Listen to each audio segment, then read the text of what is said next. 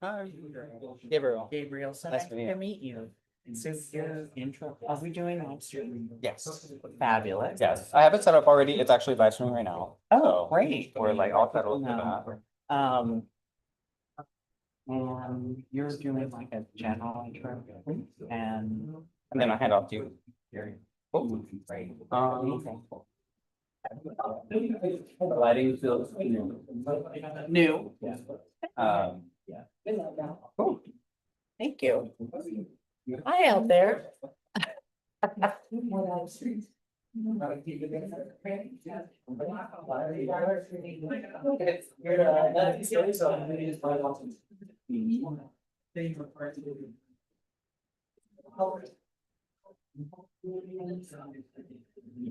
Right up, like, right on the nose.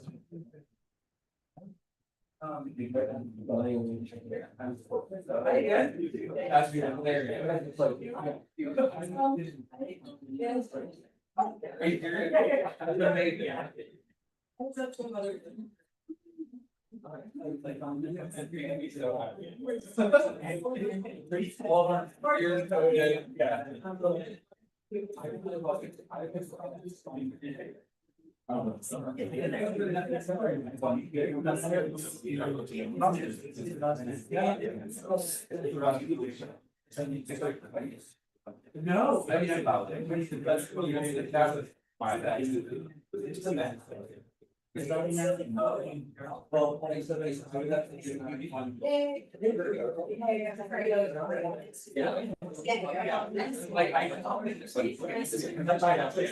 Very nice to meet you. So it was great. Right.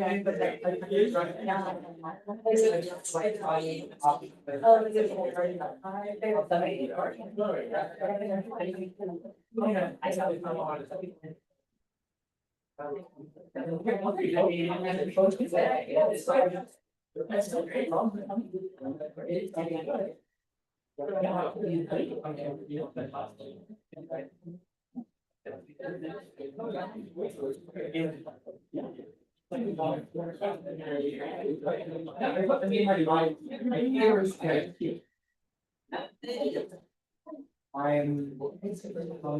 Yes.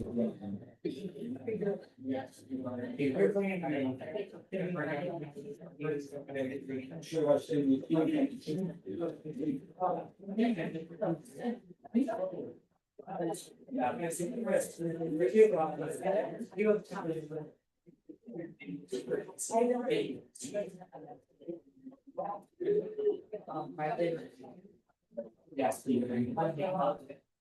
Right.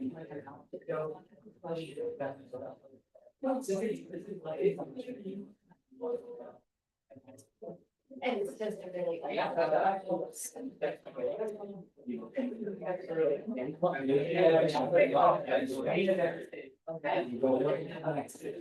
I'm going to.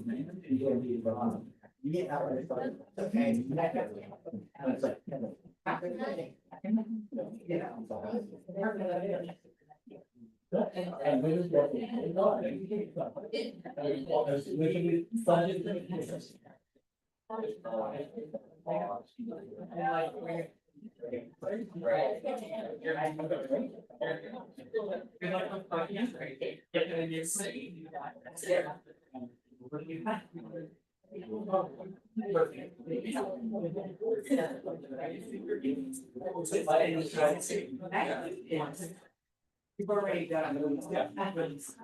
It's been very.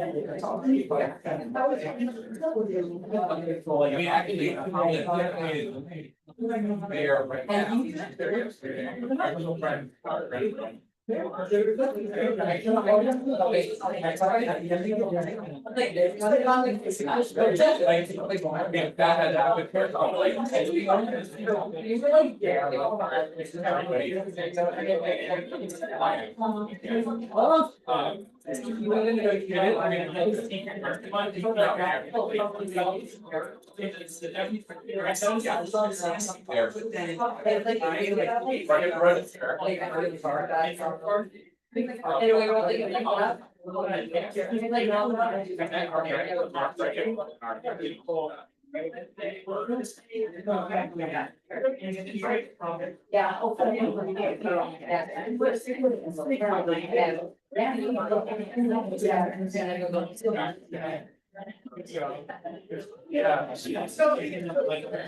Well, I mean, you kind of like.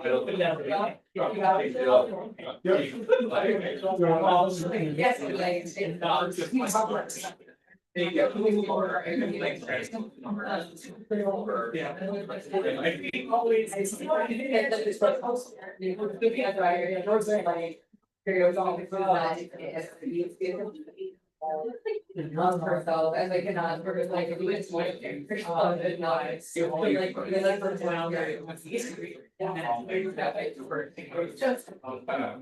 I didn't delta. Right. You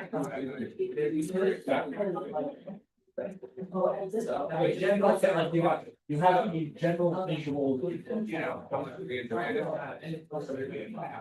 So literally, and then,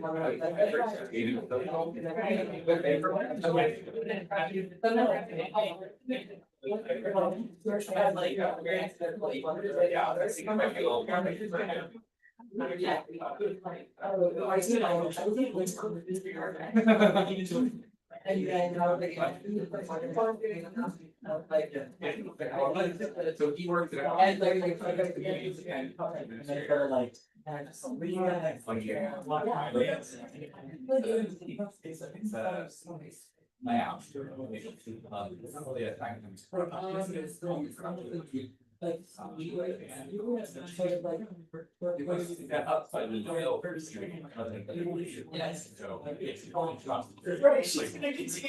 Yeah, it's like, exactly, so nobody's gonna cut there.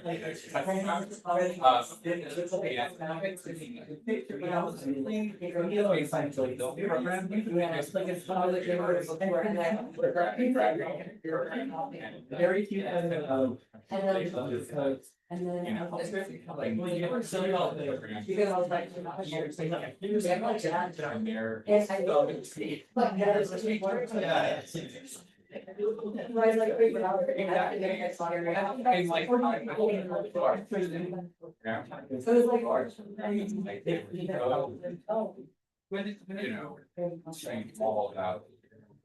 Talking about my big career, the part you I still like it. And I mean, yeah, that's your own problem. They're really like. How. Yeah. They like provide space for.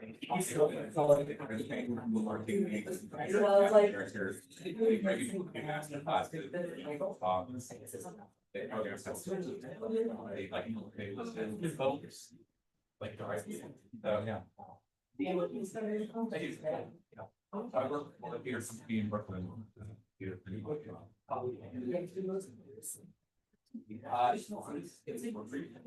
Yeah. It's sort of, we're nestled, it's what the building is nestled, like, yeah, they have. Yeah. So I think that's part of the.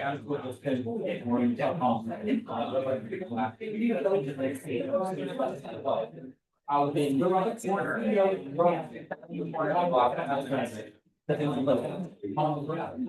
that was. It's funny, we're doing. There's a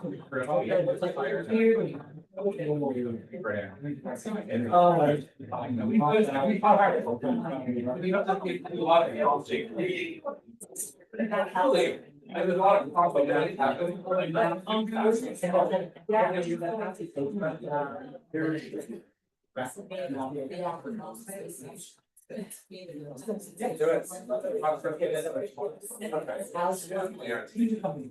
Now, a year ago, like, right now.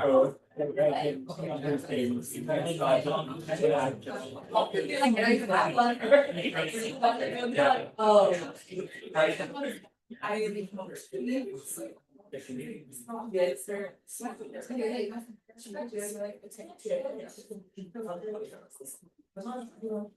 Hey y'all, welcome to the Bureau. Happy Pride Day 20 of 365. Raise your hand if you've ever been messy. Right, you're in the right place then, you're in the right place. Hey y'all, welcome to Tell, a queer storytelling event, sub-theme messiness. My name is Gabriel, I'm the event host at Hive Mind Books. We recently acquired the Bureau of General Services, Queer Division, and now run its events and book buying and programming and stuff. So welcome. If you haven't been to our other location or to Hive Mind, it's out in Bushwick, that strange land of Bushwick. Come through. It's cute. We are live streaming if you want to tell your friends on the Bureau of General Services Queer Division YouTube channel. Other housekeeping stuff, restrooms around the corner. Yeah, that's pretty much all housekeeping stuff. I do want to do a few quick things. First, a land acknowledgement. The Bureau acknowledges that our organization operates on the unceded land of the Munsee Lenape. We encourage you to join the Bureau in signing up to make a monthly donation to the American Indian Community House, founded in 1969 and located here in Manhattan. Donating to the AICH is one way for settlers and non-native people, institutions, and individuals alike to acknowledge the legacy of theft and genocide that comprise the history of New York City and the United States. You can find out more at aich.org, especially as we come up on the 250th anniversary of this place also, the Bureau also recognizes Palestinian liberation as fundamental to our collective queer liberation. And we invite you to take our free zines, we have plenty of them, by the register that explain why we feel it's important for queer people to speak out on behalf of Palestinian liberation. That's all I've got. If you or your friend does not or does know, the Bureau is an independent queer bookstore with regular business hours from 1 to 7 p.m. on Wednesday through Sunday. We stay open later when we host events like this. And if you are not already on our email list, you can sign up upfront right next to where you can find these cute little zines. And you'll receive our newsletter every other Monday. I'm gonna adjust my mic, so I'm like hearing a little thing. But that's all for me. And next I'm going to introduce you to our host. Yeah. Hi. Come on up. Yay!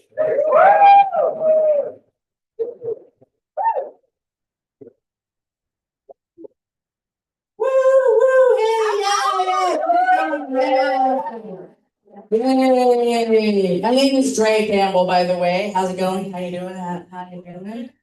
Everybody on the count of three, just shout out your pronouns. 1, 2, 3. She, they. That's great. I love this for us. Yay! We're in this love together. Got my genitals hanging off on the side. Everybody shake your jennies. Has anyone been out shaking their jennies? We're live streaming. Genital live stream. Has anyone gotten that messy yet? Have you shaken your genitals out in the streets yet? I'm talking raw jennies in the streets. No? Okay, no. This is the messiness episode. This is an episodic. Anyway, no, I've been doing the show for 13 years. Yeah, we love this for us. It's a wonderful, just to be serious, it's a lovely, it's like a quilt, each story is like a little square and it's, stitching our narrative together so that we have this. We have our queer stories that we have to tell each other so that they're not sold and then told back to us and we have to pay to see. No, I'm kidding. You know how that happens, right? And then it's compromised, and that's messiness in a nutshell. I'm on to my hey. So I had a messiness story. I have a whole bunch of messiness stories, especially around Pride. Has anyone had any messiness already this Pride season? Ooh. Would you like to share a brief moment of that, an anecdote of your messiness? I think it's messy, but I was trying to say hi to an ex and I really fucked it up. Oh no. What? It's okay. How? I mean, there wasn't a lot of energy in trying to reconnect. It was like very low energy and it was a complete fail. And from my current girlfriend, it was like. Wait, like low energy in person, like you were in the same room together and it was like, and there was just. It wasn't even like that. Dead air. It's like. So you were kind of being messy a little bit. Yes, because Okay. I previously run into my ex's new lover. Okay, see, now this is when it gets really messy. The first part was kind of like, that's run of the mill, but then it was like that extra step of messiness popped in. So Yeah. you found out about your ex's new lover. From my ex's roommate a few weeks No, ago. see, this is why we. Well, right, it's like we know all the layers of sediment under all of that. So now what came of that, finding out from a roommate, your ex's new lover? Well, you have a new partner yourself, let's be real, okay? Yes. I mean, now that the new lover is someone I work closely with. You know what? You kind of just said like, you shrugged like, I might have a little something, but it's like the mother load of messiness. It's like you're like the L word chart right now in person. And what, please, I know there's more detail. Every time you talk, you're like, and then we share sex toys and we have custody of them. No. We're not sharing sex. Okay. Okay, no pets, no sex toys. But the coworker and I work very closely together, like we talk every single day. And the coworker is the lover of your ex. Potentially, yes. Wait, you don't know for sure? I don't have like recent confirmation, it's just from this roommate I ran into on the train who was like, hey, by the way, your ex is dating your coworker, and I was like, what? This is on the B train, we're like going over the rim. No. You were on a train also? Okay, this is just full session of tea right now, just tea, hot piping being poured. Okay, so you're on the train. Okay, we can move away. Yeah, you can tell me to stop asking anytime you want. That was just kind of fun. I appreciate it. Thank you for sharing. It's kind of messiness. I love it. I'm sure, one time, some of the messiness is just the things I've witnessed at Pride over the years. Literally, just like moments. There was this, I remember this one time, this person was so in love with this other person that they were dating. And then there was literally like a photo of them in like Time Out magazine, sort of like epitomizing queer pride. And they were kissing like the sailor dipping thing. And literally at the Dyke March, AKA the ex-girlfriend march. Yeah. Because that's it. The ex-girlfriend march, period. That's what we're doing. And that person who was like in the photo in the magazine was literally like walking at the start of Dyke March, like just crying, just like walking around crying because they had just broken up. And I was like, but wait, I just saw you in a magazine. And it was like, they broke up! Like crying at the Dyke March is, it's chef's kiss messiness. Couple years ago, I was walking around for Pride around here on Pride Day, which is a little crazy, especially if you lived in New York for a long time. It's like it's rookie shit. Let's be real. Hi, welcome. Come on in. So I was walking around Pride around here, and I had to go pee pee. I had to do a pee pee. Pee pees are hard, especially when you have to go bad. Pee-pees can be difficult in these crowded, crazy times. And a lot of these restaurants have those little like structures outside of them, little like COVID bungalows that they've set up. So I have a pee style. You know what a pee style is? It's like it's this little device I carry around that allows me to, stand and pee, which is much easier than having to like go and find a bathroom. So it's like you can kind of do it in the street, like the penis havers who do that. So I had my pee style with me. I was ready. Okay. So I'm walking through the West Village and I see one of these little bungalows, and it's kind of like a quiet moment area-ish in the hubbub of everything. Friday, Sunday, And I'm like looking around, and I tell my friend, wait right over there. I go like sort of to the side of the little bungalow. There's no one looking. I'm like between these structures, and I just whip my little thing out, and I, take a pee-pee I'm standing and peeing with my pee style. Just yes, I did it. I was able to pull this off. I look over, whole window full of people. Wait, hey, nice. Well done. That was messy. And pee was everywhere. They saw my private things happen. It's fun. Saw my private things happen. I see some very serious nods, like, it's okay, I got through it, I'm okay, I survived. Another thing I like to do while I'm here at the bookstore, by the way, this bookstore, how many have been here, have not been here? So it was run by these lovely couple named Greg and Donnie for for 14, 15 years, and Hive Mind recently took over, so they allowed for it to basically stay open, which is very exciting. So this is our first tell without Greg and Donnie. We miss you if you're out there, Greg and Donnie, on the live stream.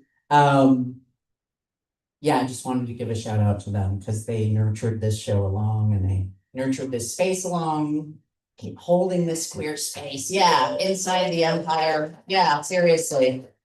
These books, all of the talks, all of the people, all of the art, they're doing it. The zines, people. Anyway, I want to show you some of the amazing books that are here. The Faggots and Their Friends Between Revolutions. Who knows? If you know, you know. This is one I've never read. I like this. I'm like, this looks interesting to me. I want to tell everybody about it, but I haven't read it yet. This Queer Arab Family. This is an anthology. LGBTQ and Arab writers. Looks cool. Yeah. Woo. Okay. I just saw that Laverne Cox was talking on social media. We love her. She says that her income has dropped considerably. I mean, we all know why. So like, you know what? She has a book. Just let's shout it out. Go buy Laverne's book. And this is one of my favorites. I have to tell everybody about it all the time. I have it at home. I use it. It helps me with my life. It is Butch Lesbians of the 50s, 60s, and 70s coloring book. It's so good. It's real people. And it's done by queer artists who've drawn them, and they're so wonderful and detailed.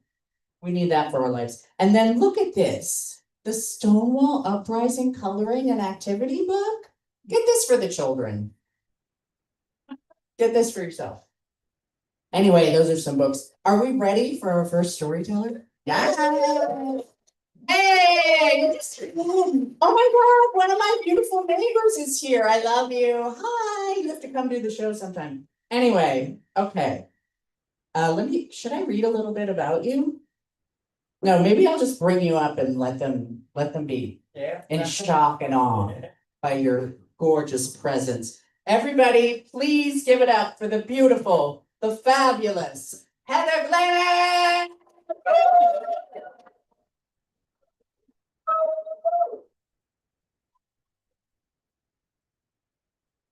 Oh, okay. Here you go. Here you go. Thank you, Dre. Thank you. So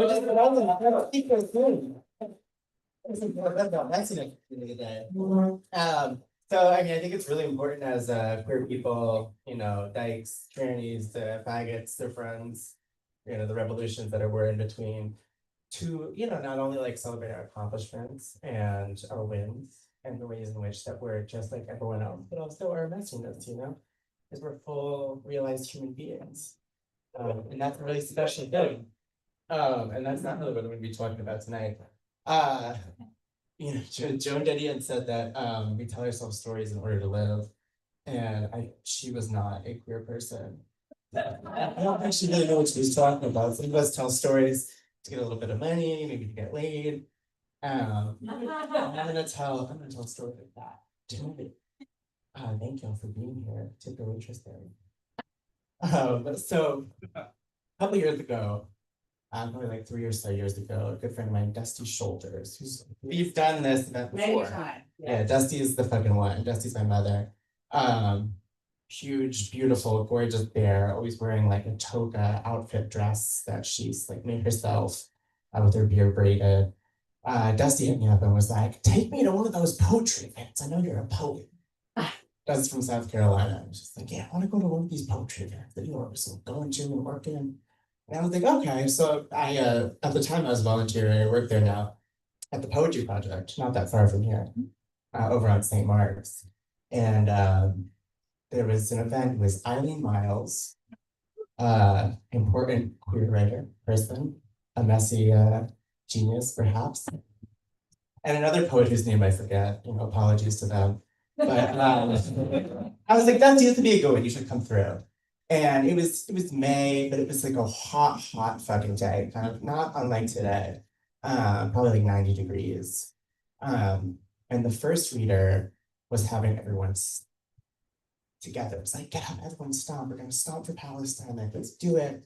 You know, it's for a good cause. And they meant really well, obviously, free Palestine, of course. But it was 90 degrees, and we're all packed in the parish hall. And Dusty comes in a little bit late, dressed like a church lady with this huge hat. And he's like, Heather, why are they stomping? It's 90 degrees, Jesus fucking Christ. I think it's for God, Dusty. And Dusty's like, I figured that, but still, I need to sit. So we go through the event. Eileen Miles is great. You know, it does not get any cooler. And then afterwards, Dusty and a friend of hers, Dami, was there, is out of town, who was even more interesting, and we're messing with the both of us put together. We're like, we should get a drink around the corner at Nowhere Bar. And so we go to do that. And I mean, I feel like I am a poet. I do go to a lot of poetry events, but poetry events can be a little like stuffy, a little stifling. Sometimes you all have to get together and stomp while very earnest. And you gotta kind of get your yayas out after this. So we go to get a drink. And for those of you who don't know Dusty, God bless her, she's one of the few people I know who can like truly catcall at one with no consequences whatsoever. You know, because she looks the way that she does, and she means it with so much love. So we're walking down the street, and Dusty and Dom are both kind of, you know, it's yelling at various attractive men as we walk to the bar. And there is this man who comes into our point of view, who's got the most gorgeous body, just like sculpted, cum gutter abs. You know, a really like interesting kind of face. They'll have this little like sort of weird Meredith Monk kind of like Ash Wednesday like on the forehead. I don't know what that was about. And Dusty and Tommy are both like, look at that. Oh, like I could just lick the sweat of those abs. Like, oh, come over here. Oh my God. And this person does come over. He also, for context, is wearing his shirt like wrapped around his neck. And he's drinking a Four Loko straight from the can. And he comes over, and Dusty and Tommy will just kind of carry it. And, you know, they're like, oh my God, you're so hot. Oh, geez, I would love to just, like, you know, suck you like a wet sock. We're squeezing out on a hot summer day. And this guy's like, y'all are gay, right? Y'all are gay. And Dusty and Tommy are cracking up, like, yes, we're obviously faggots for sure. And I don't know what came over me. A lot of things came over me this night. And I was like, I'm not gay. I'm just a woman. I was wearing like a little red sundress. You know, I was like feeling my oats, feeling my transsexual woman oats. And this man, whose name was Panther, is how he introduced himself. Kind of looks over at me, and he's sort of like, he sort of gets like a little whiff of my pussy. And he's like, oh, hi, Heather. What are you up to? And Dusty and Tommy are still like bent over laughing. They're like, we're just going to get a drink at the bar. And he's like, I'm coming with. I'm coming with. And he puts his tall boy down. He puts his shirt on and comes into the bar. And we're like, okay, we're hanging out with Panther tonight. Buckle up. And so we do. We get into the bar. Dusty buys us all drinks. And we're sitting there. And Dusty and Tommy are both trying to talk to Panther. They're both trying to have some sort of connection. And he's not really having it. He's just kind of like looking me up and down. Up and down. I rub my leg a little bit. And Dusty asks him something. I don't remember what it was. And he's like, shh. I'm talking to Heather. What we have between us is different. And he's like, come to the bathroom and suck my dick for 7 minutes real quick. Right over there. I was like, oh God. I was like a little bit less turned out than I am now. So I was like, well, this was, you know, he's drinking Four Loko in the street. And I go to Dusty, and I'm like, Dusty, I trust you. What do you think about this? Do you think I should suck this stick in the bathroom?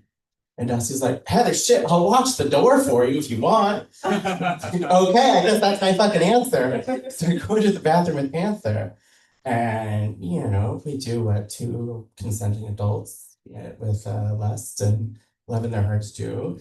And I start blowing him in the bathroom stall. And Dusty's right there holding the door being It tastes a little bit like cigarettes, but I'm just gonna get through that. We've all been there. A little bit of that cigarette dick. They call it a fag for a reason, and and then eventually our friend Donnie comes in, and Donnie's again like a little bit of a pervert, God love him. And is like also watching with Dusty and like sort of joins us for a little bit, passing it back and forth. This is what community looks like. And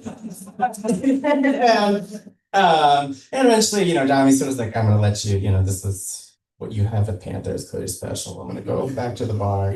Dusty continues. And Panther's trying to fuck me at one point. I'm like, we're not gonna do that. Let's be reasonable adults here. And he releases, climaxes.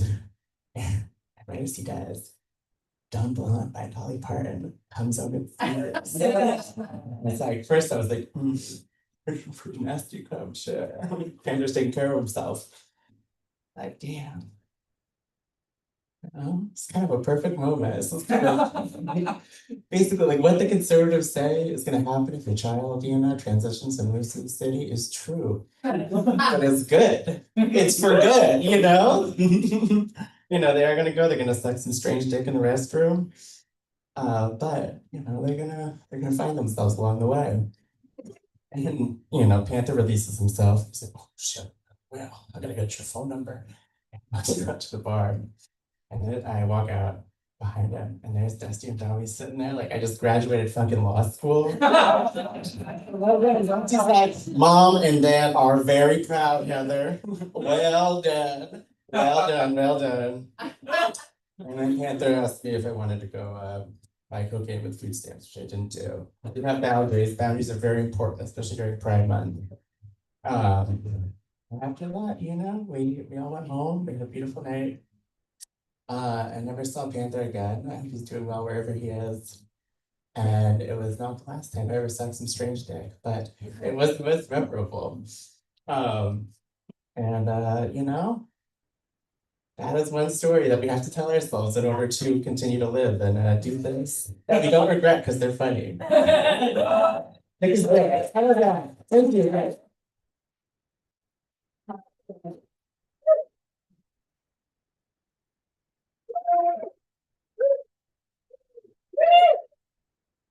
Yes, give it up for Heather Glennis. That is exactly what I had in mind, honey. What?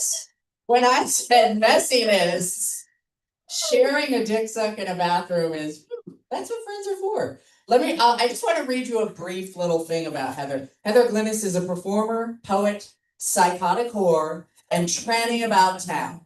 She is the program assistant at the Poetry Project and hosts Queerioke. Everybody go Aoki at Metropolitan Bar, along with Bottom Behavior with Josh Bondi at Oberon. Great, Bottom Behavior. I'd love to see it.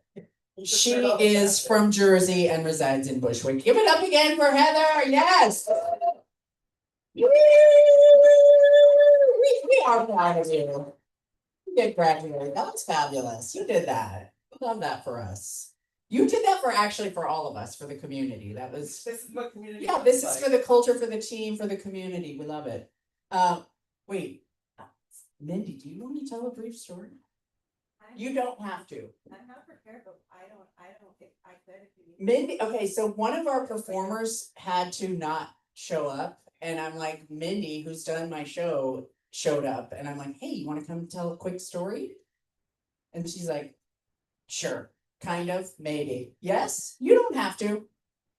Why not? Hey, give it up for Mindy. Mindy Ra, one of the all-time great comedians of New York. Give it up. How do you follow that? Blowjob in a bathroom. No, you can't. I can't. Hi, I'm Mindy. I was coming to support and be in the audience, so I mean, when I'm here with my wife and I was like, oh, Dre just said, do you want to get up on stage and do a story? And they're like, are you? I was like, the theme is messy. And they're like, so many things, babe. So many things you could talk about. I could get literal, which I do struggle with. I'm a recovered semi-hoarder, I guess. That's messy, I guess. I had trouble getting rid of things. I didn't know it was like a mental health issue. I just thought like tote bags were my friends.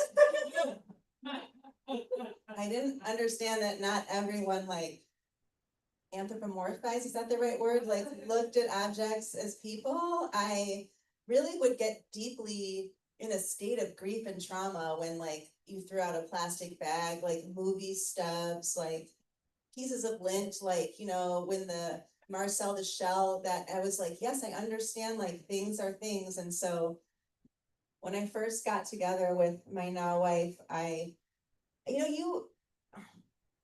we all try to hide a little bit of who we are when we first meet people. I don't know anyone who's like 110% like, this is me, like, you know, and as I've gotten older, I'm in my 40s now, I've realized I gotta show up at least 95%, like an A to A minus myself when I meet someone, or else things are gonna go off the chair. You can't mask for very long, it's exhausting.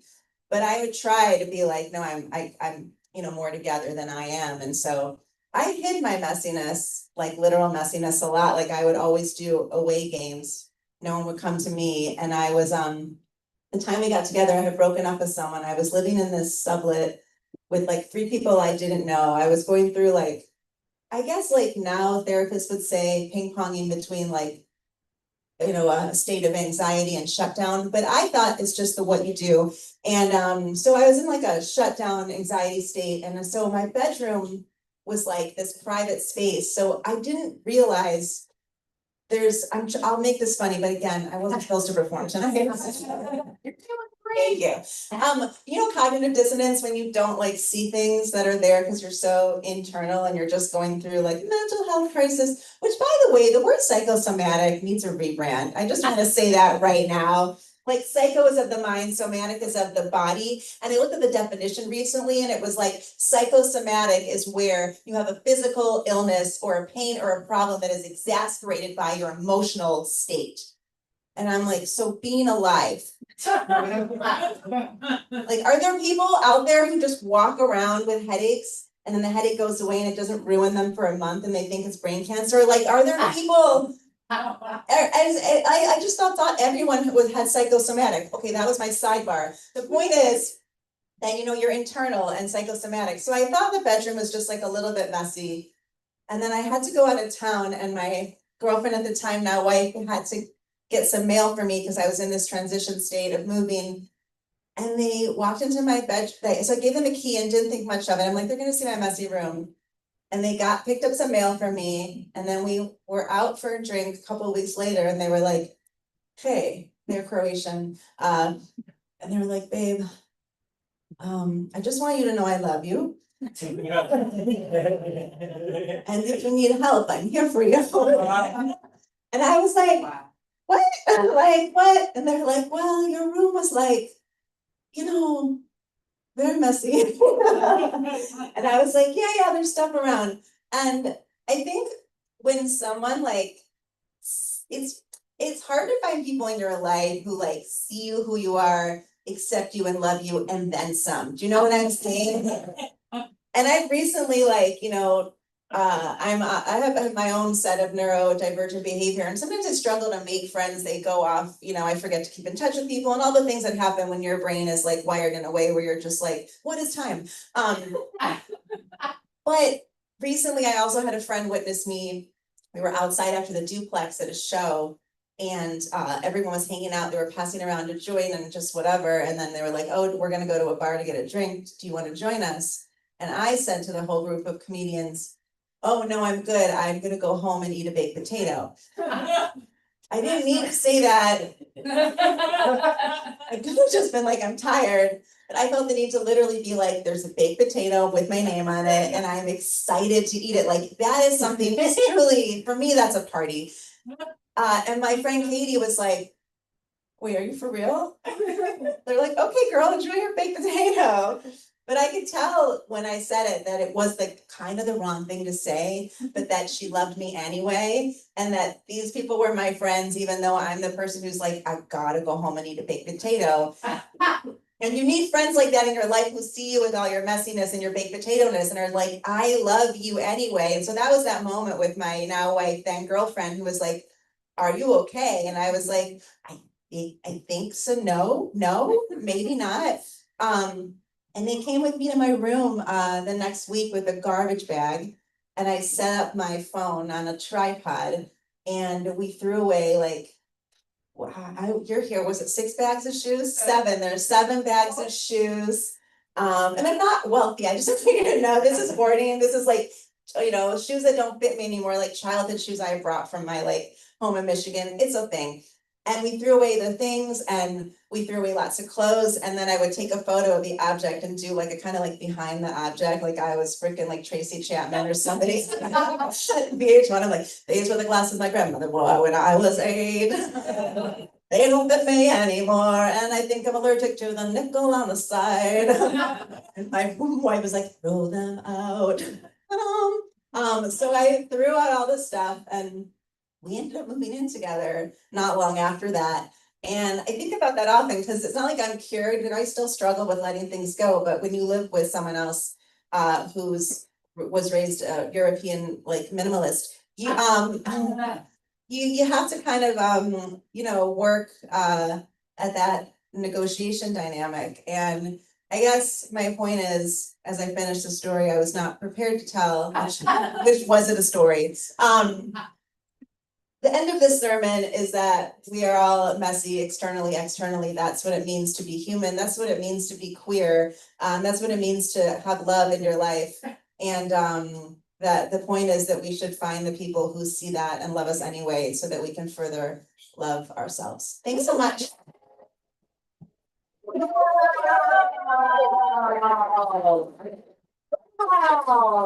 Preparation is on the spot, giving us advice, and also who's ready for hoarding the musical? That was a pop you were putting out there for a second. It was like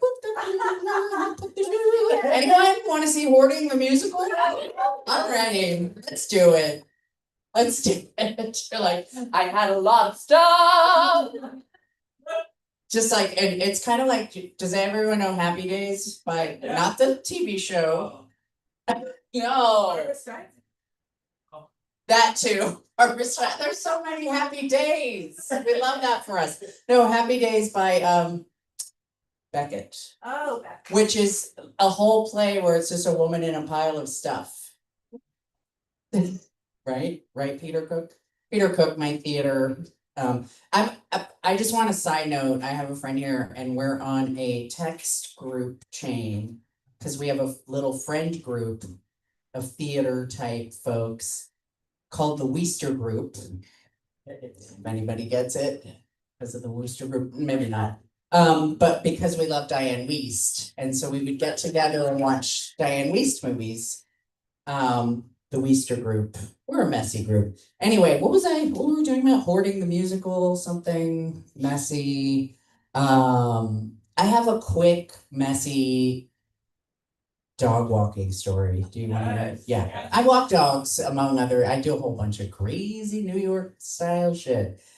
Like this. Yay! But so many moons ago, I was walking this one dog who could not be walked with other dogs. He had some aggression issues, and he would eat things on the street, which a lot of dogs do, but like he would really like he'd grab a burger and he would just like grab a pole and he would really lock down on it. He's a Boston Terrier, you know, those dogs, little black and white dogs. So we're walking along one day, and here I am looking at my phone, holding the leash, just turn around, dead rat, giant dead rat, hanging out of his mouth. Hanging out of his mouth. And it was near a school. So school was getting out. So kids are coming along, and he's locked on this, he's put the rat in his mouth. And I can't like pull it because then there's gonna be rat, right? So, and I'm worried that the dog is gonna also ingest the poison inside the rat that the rat has eaten. So there's a lot happening all in one moment. So I I'm like lifting the leash to try and like jangle the dog a bit. And kids, it starts to become like a thing. It's like it's something to see on the street. The children are starting to gather and point and laugh, like, "Did you get that right there?" And someone had told me once that if you ever have a dog locked down, that you have to put your finger in their butthole. I was really worried because I was responsible for this dog. So I got a poop bag and I said, well, I guess I gotta save this dog's life. And I did it, didn't work. So did not work. So I'm in panic mode. I'm sweating. I don't know what to do. I'm very concerned. He's an older dog and he's just holding this fucking dead rat. And so I basically pick him up around his chest and start just jumping up and down when he finally drops it. And I run away from the rat. Next day, walking, because I'm walking this dog like 5 days a week, walking along, he grabs another rat and just eats it whole. The very next day. And I said, you know what? This is mess. You're messy. You're messy to this dog. What'd you say? It's downtown theater. Period. That's downtown theater. And so is this. Oh, is our next storyteller ready? A sweet nod in the back. Are you ready for our next storyteller? Yeah. I think it has been here maybe 2 other times, and also this show has a podcast, 2 seasons, and your story's on the podcast, right? I was just trying to remember, like it is, right? And you tell one of my favorite stories about serving in the military while gay in Taiwan. It's an amazing story. Go listen to the podcast, not to, I'm not gonna get any, it's for your benefit. Hold on, I wanna read a little bit about him because he's wonderful. Hold on. Talk amongst yourselves. How's everybody doing? Great, we love that. Are you thinking about your own messiness as we go through all these? Yeah. Oh, my house is a mess. I have to clean it tomorrow. And you know what? I can't find his thing. I'll read it afterwards. Everybody, please give it up for Dennis. Hey, please.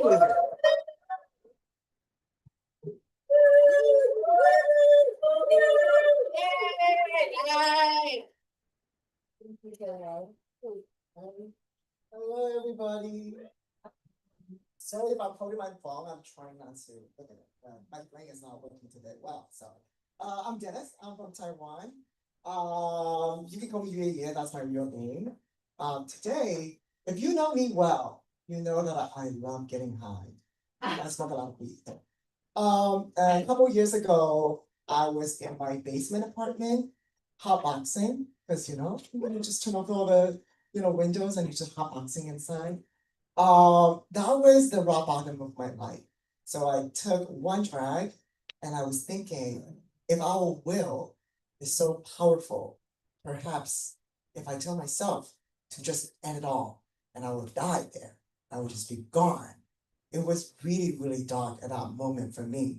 And looking at the basement apartment, I don't know if you ever lived in the basement apartment, it can be really lonely and really sad. And I was in that apartment for about 10 years almost. Wow. So it was really long. And, I was thinking about myself as a failure, coming as an immigrant, trying to pursue a theater career as a director and not getting in a gig. That's a really hot punch. And my parents were not happy about that. So I was really sad. I was like, maybe I should just end it all. And I took another drag. And all of a sudden, the water gate opened. All of my memories flooded it. I remember my dad used to pride about my sexuality. He's an expert of foot massage. So he would do my foot massage, and like when you do the foot massage, there are some parts that will connect to your organs. And he was hitting one part, and I was like, ouch, it hurts. why does it hurt? And it goes, that goes into anus. So, are you gay? And I was like, oh no, but yes, but no. It was really weird. And he goes, if you're gay, you're out of this family. So don't be gay. I was like, oh shit. And that happens quite a few times later. So why did it hurt? Because then I remember I had my first boyfriend around that time too. With him, he always treated me like a girl. He always mistook me as a woman. I remember going, when we were dating together, he would always tell me, I never saw you in the men's bathroom. I also didn't see you in the swimming pool when we did a PE class. You must be the woman, right? I'm like, dude, there's a dick right here. We went on. And then I remember growing up, I was constantly being bullied. In elementary school to middle school to high school, because I was petite and people think I'm feminine, they're constantly saying that you're so gay, you're so gay, you're so gay. But I was never not gay. I was very unapologetic. Because why do I have to apologize for me being gay? So I was really upfront. I will always fight back to the bullies. But being feminine is not just born. I grew up with my mom, and my mom raised me that way. We would go out shopping together. We shared our closet together. I remember she taking me to do the first ear piercing when I was only like 12 years old. And I would wear like blue contacts, pretending to be really cool, like baggy pants and everything. So I remember that's what my mom gave me. And then I took another drag. I remember the first time I went to a gay bar. I was really excited, sitting at the counter. I was asking my best girlfriend who went with me, go like, you sit there, I'm gonna sit here because a guy's gonna hit on me. Of course it didn't happen. A few times later, we would still go out to the gay bar. A few times later, I started to sneak into my girls' dormitory. We were already in the college. It's men's dorm and girls' dorm. And I was able to go into the women's dorm all the time because they really thought that I was a woman. And one time really funny thing is even when I went to the gay bar a few times, there was a really butch lesbian, she's the bouncer. She checked my ID, she goes like, you're a woman, so your entry fee should be higher. I was like, no, look again. And she looked again and she goes like, oh. So for a longest time, I was a bit chubby and I had long hair. I was lesbian. I have a group chat that goes like 3 lesbians because I have 2 lesbian friends, best friends. I'm lesbian adjacent. But fast forward, I remember, being accepted into the girls' dorm. I was having a lot of fun. But then I also remember I was constantly rejected by the men that I showed interest in. They were like, you're not my type, you're too feminine. We like the beefy muscular man, as a lot of Asian people are still very much into. I took another drag of my weed. And I remember my parents got divorced. And I was wondering, why did they divorce? And as a director, you start analyzing, just like a character analyzation and trying to figure out, oh, she cheated on him, I remember. Oh, no. He cheated on her, so she cheated on him. And then they turn into a physical fight with death threats and the knives show up. That time I was not there, but they were there. They were not there either. They were gone. And I remember I was abandoned. So that night, I was crying the very first time, a full hour, just let go, completely let go in the bed in my basement apartment. It feels so good to finally acknowledge the deepest trauma that you can never acknowledge. That was a great moment. It was such a great relief. However, the feeling of being abandoned, coming out, it still linger. To acknowledge your trauma is one thing.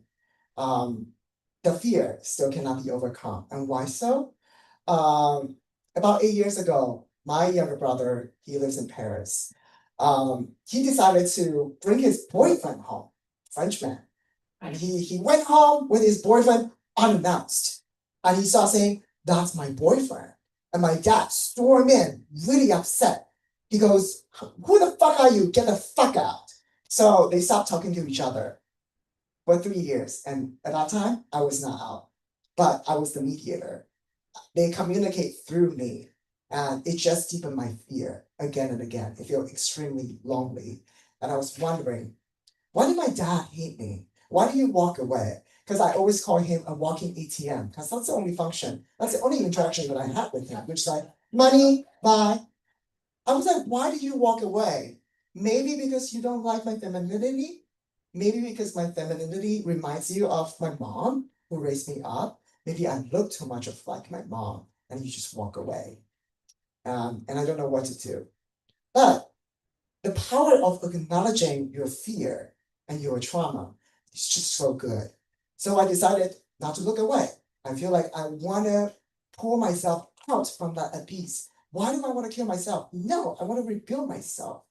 So I start learning to look into what happened through their perspectives. Because what a director is really good at is to be in everybody's perspective and get to know what the heck was happening. My mom had me when he was 22 and my dad 28. It's an accident, baby, they were not going to get married, but me, they had a baby before me. They get rid of it. And I'm the second, but I think I just reincarnated like, no, I'm gonna be here. They were together and they got divorced 12 years later. So thinking back, I was like, oh yeah, if I were, when I were in their age, 22, 28, I would have already pretty much did the same thing and said the stupid words and probably like, fuck everybody, I don't care about his kids, right? And so I started to realize like, yeah, okay, I get it now. Because I get it, I started to contact them again. I want to rebuild that relationship. I think it's very important. Of course, I'm telling this story is because RuPaul along the way, I was trying to understand when she said, if you don't love yourself, how the heck you gonna love somebody else? And I didn't love myself at all at that time. I was really, really sad and feeling lonely, despite the fact that I actually had a boyfriend around that time. I was like, what the heck was going on? But of course, to rebuild myself is not just about weed. I put myself into psychoanalysis for 6 years. I'm still doing it. And that really helps me a lot. The way that I was just sharing with you how I process it, it was all because of the psychoanalysis and of course weed, because very interestingly, about 3 years ago, I decided to come out to my dad.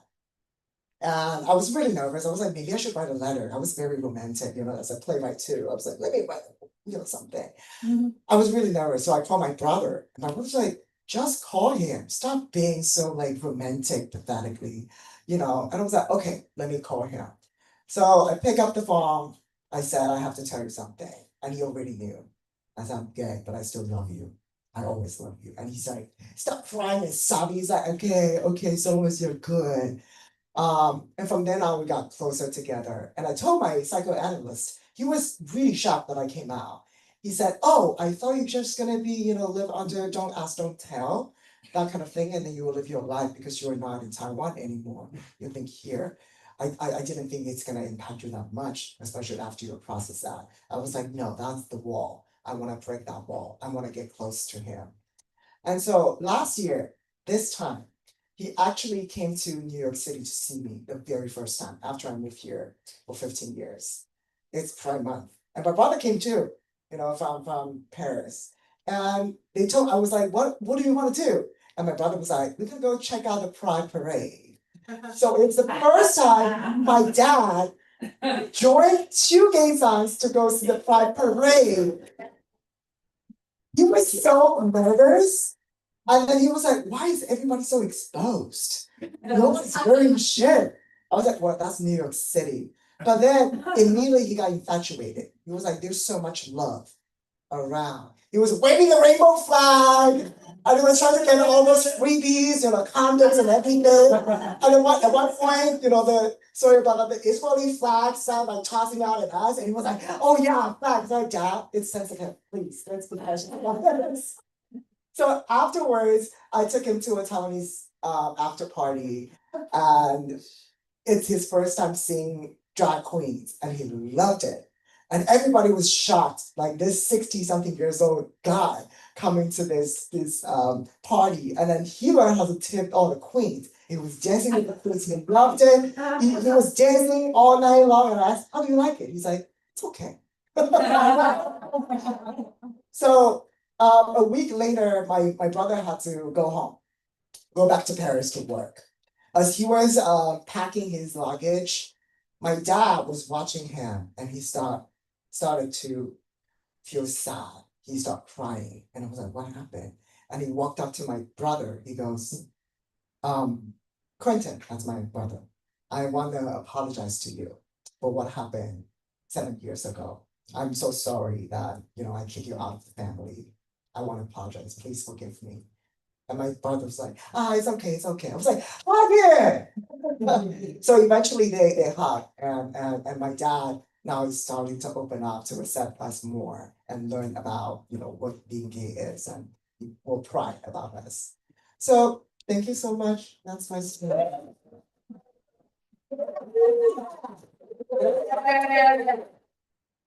I love that. Hey, moving up for Dennis. I love this story. See, they can be good. They can come around. Oh, goodness. I just want to tell you a tiny bit about Dennis because you should know. Originally from Taiwan, Dennis Yu Ye Lee is a playwright director whose work explores themes of diaspora and sexuality. Besides creating theater works, he also serves as director of performance, storytelling, and community at the Museum of Chinese in America, where he develops programs that uplift Asian American performing artists while amplifying Asian American histories, storytelling, and visibility. Yay, Dennis! Thank you. You may have paid some money when you did an RSVP, but I'm gonna pass this just in case you want to throw some cash, or you could do Venmo at BGSQD. It all goes to the storytellers. And while you pass that around, I'm gonna bring up our final storyteller, our closer ready? Yes. You ready back there? I'm excited. This is a first-time storyteller here at TEL. Hold on, maybe I can also. So terrible about reading these intros. I'm so sorry. You'd think I'd been doing this for 13 years or something. Oh, Lord. It's messy. This is my mess. This is my mess right now. It's my failure, my mess. We live, we stand, we love a mess. This is, you know what? We're a community here. We're gonna stand around and look for bios to read. Right? Yeah. You're with me? Yeah, come on. This is the revolution. Leisure. It is kind of leisure and joy. Let's do it. And a lot of sex. Hey, out there. Okay. I am gonna read their bio. Yifan is a creative community builder who believes in the power of storytelling, shared experiences, and chosen family to bring people together. Passionate about uplifting BIPOC and LGBTQ plus voices, they create welcoming spaces where connection, care, and collective joy can thrive. Guided by curiosity, empathy, and a love of gathering people across communities, Yifan approaches life with an open heart and a deep belief that meaningful relationships are at the center of belonging. Yay, give it up for Yifan! Yay! Look at this, look! Yeah!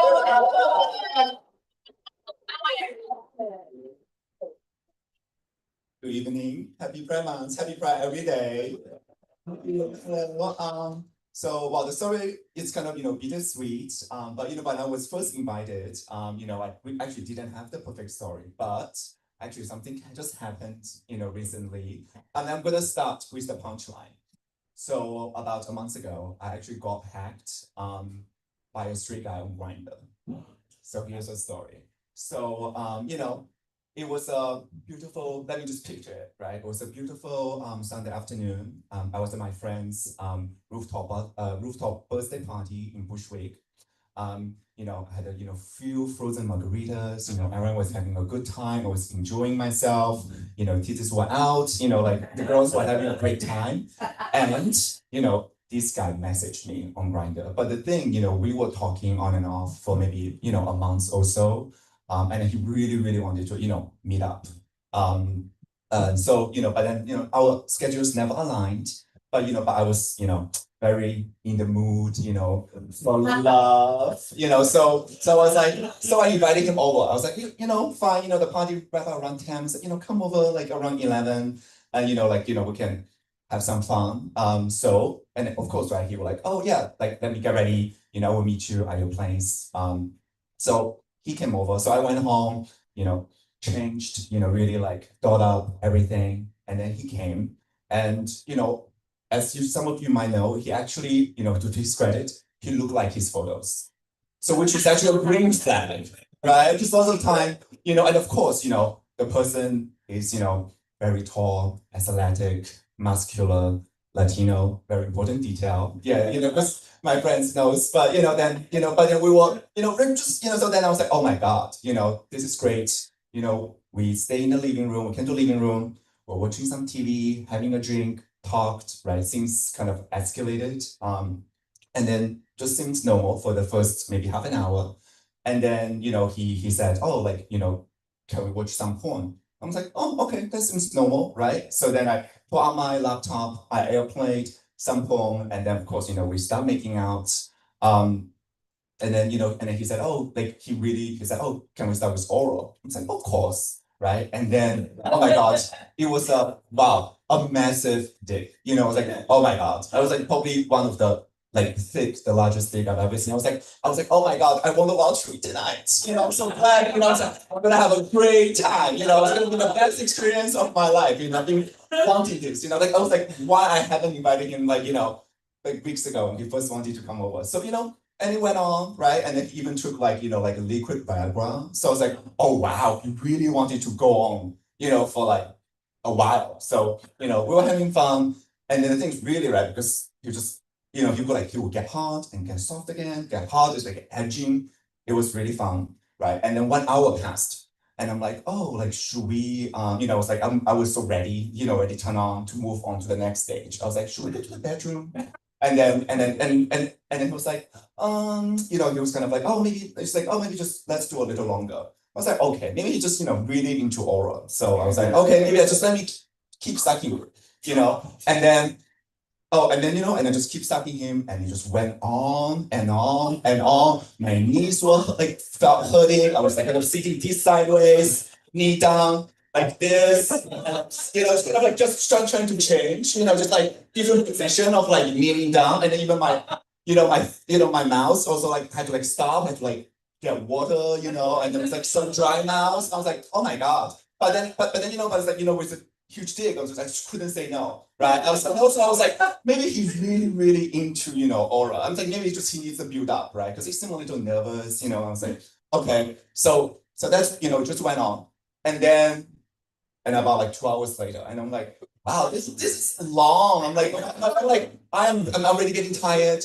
I'm like, I really like, I was like, that's already about like 1 a.m. when something. It's like, I was like, I have to work right the next day in my mind. Like, let's just get it over. I think the foreplay, it's like 12 foreplay, it's enough. I need a mean, show. So I still kind of, right, so I asked him, I said, oh, like, do you want to actually move, should I actually do it? Like, I actually asked him, like, do you want to fuck me? And then if so, then, let's do it. And then he's still kind of like saying like, oh, I'm not, sort of like hesitant. And then I'm like, oh, maybe, and I was like, okay, for some, of the sort of the straight guy, bisexual guys, sometimes, they said they are open to everything, but maybe it's just one head, right? So I was like, okay, if this is what he wants, maybe I should just come and then let's wrap it up. I was getting, tired, my mouth was sore, and then but then, and then here comes the moment, right? Because, but then, because, he's still playing some of the phones and stuff. So, because this is my couch, I was kind of facing him, right? And then the poem, just imagine, let's say I'm just stucking him right here. And then the poem, the thing's just playing, right, projected on my TV, right? And then, he's kind of just enjoying it, actually on his phone a lot. But then, that was a different, but that was a detail, right? But then I kind of suddenly, I was like, okay, I kind of got up. I was like, you know what? Maybe let's wrap it up, right? And then I turned around, right? Guess what? On the TV, my email account was open, was projected. And then I could see the split second, he just switched back to the phone, right? Because when you have multiple tabs opened, right? You know what I mean? It's like you could see there's like, that like he didn't know that I would just suddenly like turn around and watch. Because I was so into stalking him. And then, but that's the split second, that's the moment also you felt like, wait, is that what you just saw? Like, is that really happening? Like what was going on? Maybe he just accidentally, you're still trying to like convince yourself, right? Oh, maybe it's not.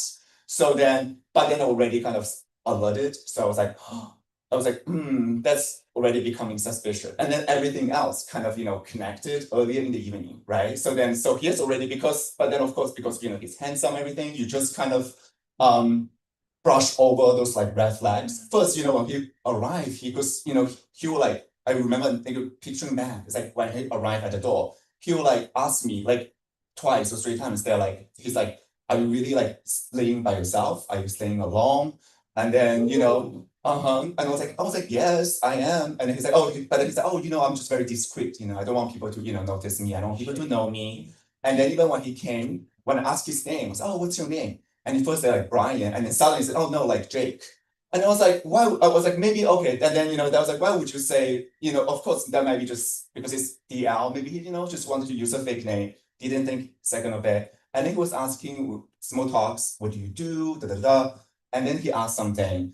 Oh, and then he was telling me but also he's very bad because also he told me that, he recently lost money, that like, he's into trading. So then that's why, all those things, right? That kind of connected at that moment when I thought, that screen. But then, I had to, I think what queer people, does the best, just like perform normal, right? Just like, seems like nothing really happened, because I didn't know if he had any weapons on him, he had a man. So then I just got up, smiled. I was like, oh, it's getting late. So I think we should just wrap up. I don't think this is, going anywhere, but I already had my fun, I think that's it. And then, but the audacity, he said, is like, could I take a shower? I was like, oh my God, he's gonna still linger. But then I was like, okay, maybe while he's taking the shower, I can do some investigation. So that's when it happened. So, so I gave him a towel, he's in the shower. So as soon as that shower door closed, I just ran to my laptop. And I was, I grabbed it, disconnected, and I was just looking, through, and of course, right, the browser history, it was just, like the history is like, he's browsing, like different like emails, different kind of like the already automatic logged in, some of the accounts, but then I think he didn't have my Face ID or anything, he couldn't log into anything. And then I realized soon enough, but there were also like, my Google Drive, they're like my passport photos, they're like in the drive. That he just didn't have time also to clean up, right? But then, so I knew that. So while he was in the shower, 5 minutes, I just froze all my cards, locked all my cards, accounts, changed the passwords. And then, after he got out of the shower, and then I just also once again act normal. I was like, I had a great time, so I was like, okay, nice to see you, bye, bye, bye, bye, bye. But I mean, there are also, some other like clues that I actually gave, because while he was leaving, he was even like look out the window and then to be like, he's like, where's my car? And then trying to look for the car. And I was like, oh, and that's also what tricked me. I was like, wait, did he actually worked in, someone else, right? Kind of, to work together. Because, well, that's the later when I did more investigation in my laptop that I realized I think he had like a hotspot that he connected my laptop to his personal hotspot, and then probably transferring maybe he's just in the middle of doing it. Then, and then maybe he had someone else, because he made a phone call to someone called Christine Ang, on the phone, because I oversaw it. And then first they just talked something like normal, right? Like something like, she had a, like a breakup recently, he just needs to comfort her a little bit. And then they start speaking Spanish, via like, so probably, telling her like, give her like instructions about like, this is what I should, what I'm doing, what I should do, da, da, da, da, da. Like you're gonna like, once you get information, you should just do this and that. Yeah, so then, of course he left. So I really, went into the mode. I felt like so of course, like sick, but at the same time, spending hours just changing everything possible, making sure, turn on all the fraud alerts, but still, and that was about 6 a.m. And I was like, I was like barely slept, and I still felt that like, oh, it's like, oh, but I think the messiness about this is like what kind of information he had, right? Like what part of my identity was stolen? Was he gonna use this for different things? So then, but then it was just becoming so overwhelming. And then so I decided to actually to stop by went to my friend's place, who's actually in the audience today. Shout out to Em. So I called her up. I was like, girl, like, I just had this happen. Can I come over? I went over, she really comforted me and told me, to go to Apple Store and the police station, which I did, and then they were able to basically, log everything and then just erase the data. But I think, I think the reason, that I'm sharing this story about, because this is, the perfect messy story, is actually to telling people that, they are, like, in the queer community, there are people like that are specifically targeting us, specifically take advantage of us, of our vulnerability. But also, I think also messiness is also it's not the opposite of growth, right? It's kind of, it helps us to grow and then continue to, to have fun, to enjoy life, because that's also, I think part of me is, because I recently, well, actually I came out of a divorce about 2 years ago. And then also over the 2 years, start to embrace myself, into more fun. And then also start to also opening up to possibility, right? Because I wanted the connections. I wanted to trust people again. I wanted to, enjoy life. And then, actually along the way, I met so many great people, lovers, friends, friends with benefits, hookups, but then this one person, that, although, the story was messy and hurtful and traumatic, but it didn't really stop me from, continue to chase, the love, of my life. But also, and then also I decided to share because it is Pride Month, it is, and then people out there are all, they are just, you just don't know their intention, but also never stopped, like closing off because, if you had one bad experience, it's okay, so yeah, I think let me see what else I wanted to share about this messiness. Yeah, I think I think at least I see it, I still despite that, I had my fun. And then so I think here are two more messy stories. Yeah, but hopefully, they are good ones. So thank you so much. Yeah.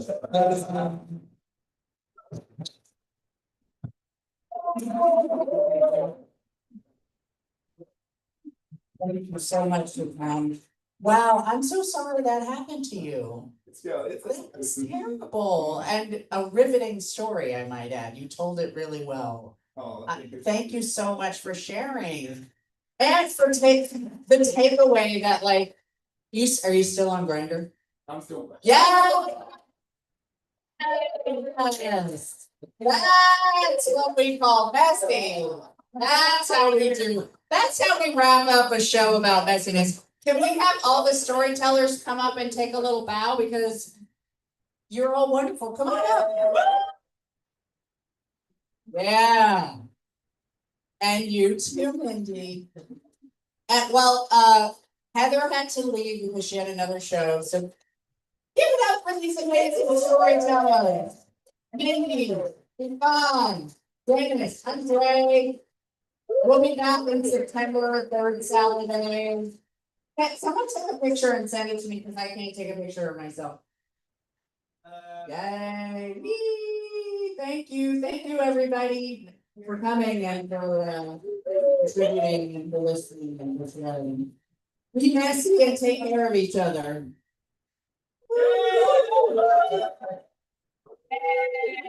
Bye everybody. It's like, wee. See you later. Yeah.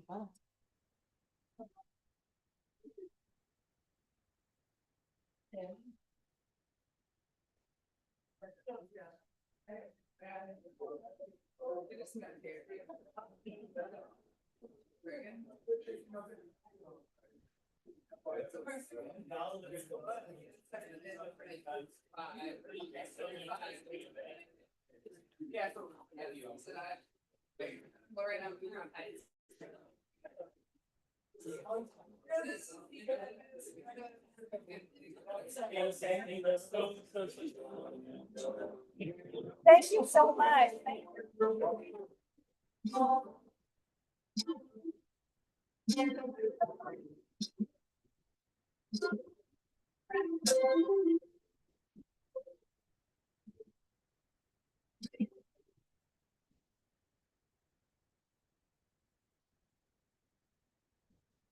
Swear to something they went outside today.